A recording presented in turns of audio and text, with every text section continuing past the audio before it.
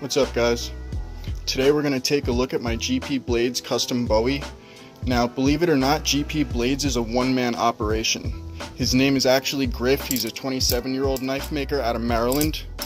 He's been making knives since 2014 and made his first Bally in 2016. And particularly for Ballies, they've got their own demands, their own requirements, and not a huge, but definitely a learning curve for the maker. Especially if they're going to be made to be flipped and flip well and flip ergonomically and stand up to the abuse of being flipped and dropped so many times. Now, I do want to note that Griff has a huge wide variety of style and designs that he can do, and it's pretty impressive to look at that, especially when you consider that all of his work is almost entirely and 100% done by hand. I mean, you look at a lot of customs or mid-techs and the handles might be cut out by a CNC machine, the spacers are cut out by a CNC machine, which is great for good tolerances, but isn't done by hand. Now, I imagine he's using some type of manual mill, especially to get these even straight channels and this 3-hole pattern here cut so straight and even, and you can actually see the tooling path a little bit left over inside the handles. But even still, for doing all of it in his garage, and when you look at the crazy variety of styles that he offers, I mean, he has these trainer blades that look like dinosaur jawbones that have been pulled out of the ground that have been in there for 2,000 years. I'll actually put a couple pictures of some of his work down below so you can check it out now.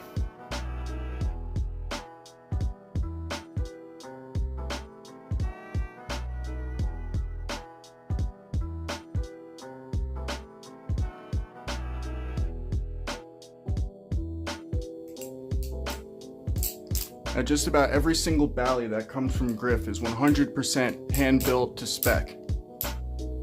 He'll build you just about whatever design you can come up with as long as it's within his capabilities of producing, and his capabilities are pretty vast.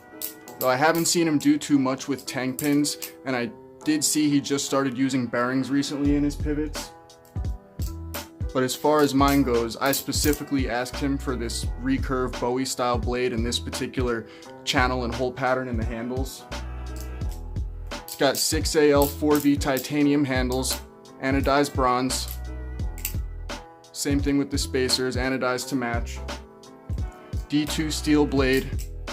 And one thing I'll take note of is that custom D2 tends to do a little bit better for me than like production D2. I normally hate D2, especially being down here in Florida.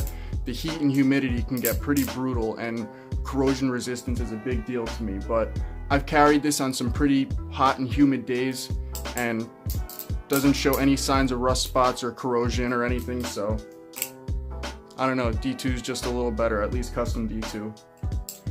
Sandwich style hidden Zen pins, bushing driven pivots. Comes in at 10 3/8 inches overall, 4 3/4 inch blade, 5.5 inch handles, and weighs in at 4.55 ounces overall. Now, this is a Bally that I've absolutely completely fallen in love with recently, but it wasn't a love at first sight. When this first arrived, I was actually a little disappointed.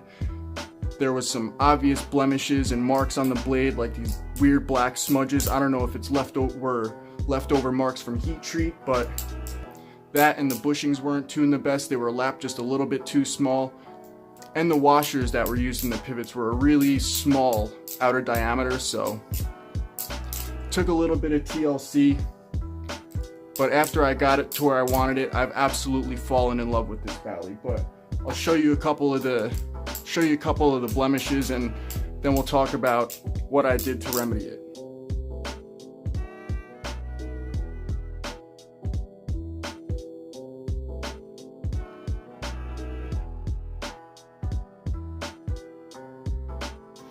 Now, what I ended up doing to fix those issues was I re-stonewashed the blade just a little bit heavier, and then I satin finished the flats, and it took away most of those weird blemishes and black marks left over. I suspect those were left over from the heat treat. But one other thing is the spine and all the way around the tang was finished pretty rough. It's almost like it was finished at like an 80 grit and just left that way, so I smoothed that out as best I could, at least as much as I could without affecting the profile of the blade or the tang. And then what else I ended up doing was I just fitted completely new bushings and put some larger diameter washers in there. And now tolerances are about as good as I could get them. No rub, no tap, so that's what matters to me. I actually don't mind a little bit of play. About as much play as I can have within reason of not having rub or tap is about as much play as I'll tolerate.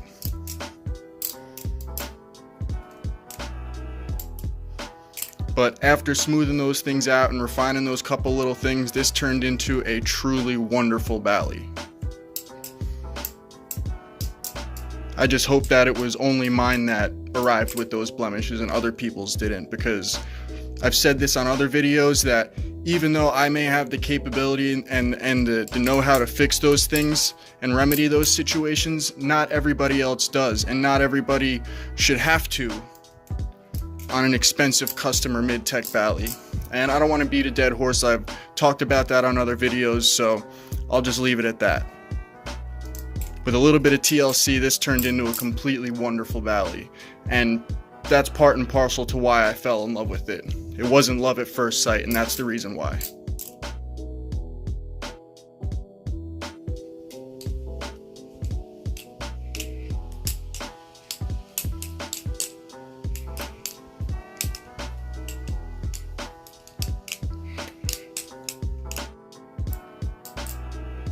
I actually really enjoy flipping this Bally a lot.